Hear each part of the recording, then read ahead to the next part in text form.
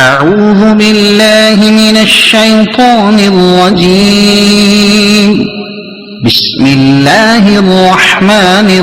الرحيم. الحاقة ما الحاقة وما أدراك ما الحاقة كذبت ثمود وعاد بالقارعة فأما ثمود فأهلكوا بالطاغية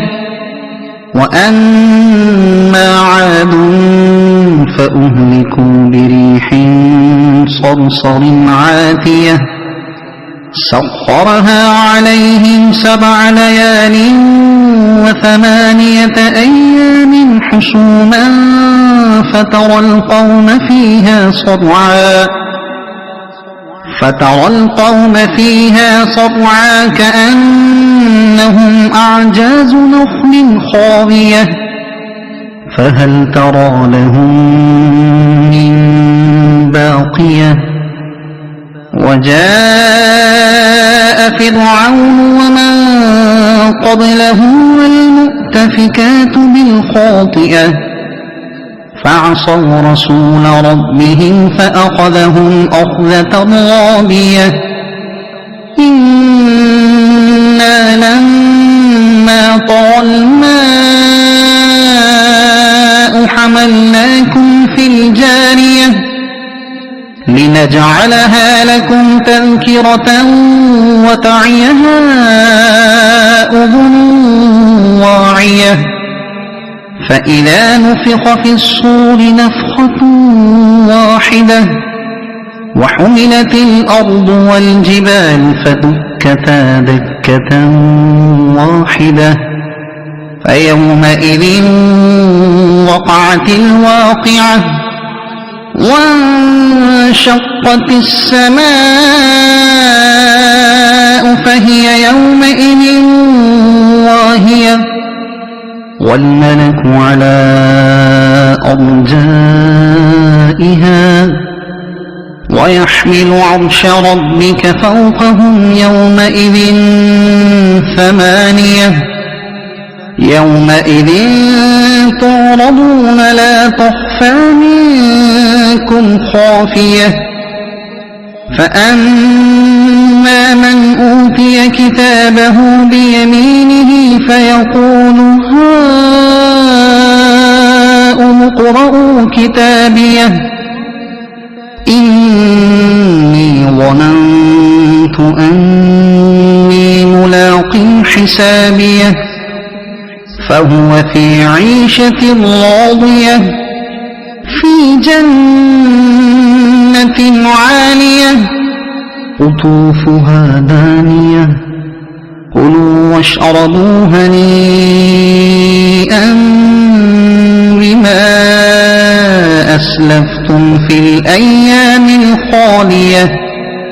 وأما من أوتي كتابه بشماله فيقول يا ليتني لم أوت كتابيه ولم أدر ما حسابيه يا ليتها كانت القاضية ما أغنى عني ماليه هلك عني سلطانيه خذوه فغلوه ثم الجحيم صلوه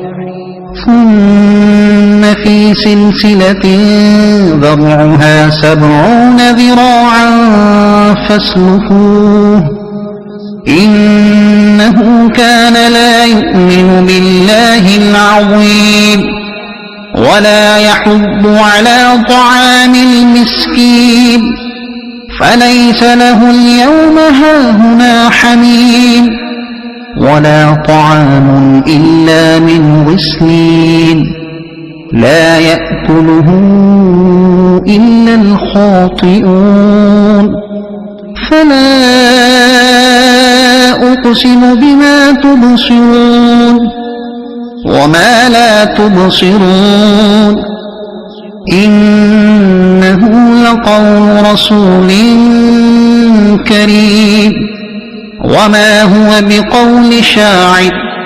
قليلا ما تؤمنون ولا بقول كاهن قليلا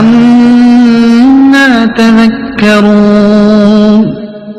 تنزيل من رب العالمين ولو تقول علينا بعض الأقاويل لأخذنا منه باليمين ثم لقطعنا منه الوتين فما منكم من أحد عنه حاجزين وإنه لتذكرة للمتقين وإنا لنعلم أن منكم مكذبين وإنه لحسرة على الكافرين وإنه لحق اليقين فسبح باسم ربك العظيم